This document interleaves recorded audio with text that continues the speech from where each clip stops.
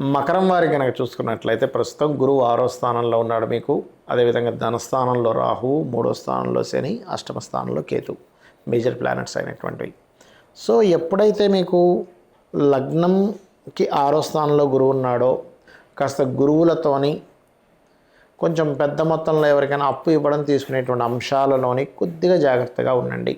కాకపోతే 2వ స్థానాన్ని రాహు ఆక్యుపై చేసి గురువు యొక్క దృష్టి ఉన్నందుకు ఆన్లైన్ ద్వారా బిజినెసెస్ ఎవరైతే చేస్తారో లేదా విదేశీ కంపెనీలకి ఇక్కడి నుంచి జాబ్స్ ఎవరైతే చేస్తారో వారికి చాలా చాలా చాలా అనుకూలంగా ఉంది, అందులో ఎటువంటి సందేహం లేదు. ఇక మకరం వారికి 3వ స్థానంలో ఉండేటువంటి శని భగవానుడు మంచివాడే, దానిలో ఎటువంటి ఇబ్బంది లేదు, గుర్తుపెట్టుకోండి.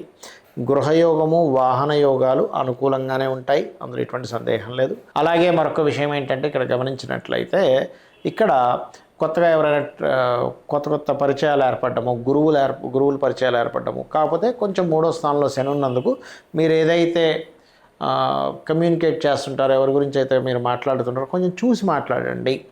అలాగే మీరు నిత్యము కూడా లలితా సహస్రనామాల యొక్క శ్రవణము పఠనము చేయండి. అలాగే లక్ష్మీ అష్టోత్తరం చేసుకోవడం మంచిది. తాతగారు ఆస్తికి సంబంధించిన విషయంలో అష్టమంలో కేతు ఉన్నాడు కాబట్టి తాతగారు ఆస్తికి విషయంలో కొన్ని తొందరపాటు నిర్ణయాలు తీసుకుంటారు. ఆ యొక్క విషయంలో కాస్త జాగ్రత్తగా ఉండండి, అన్ని విధాలు బాగుంటుంది.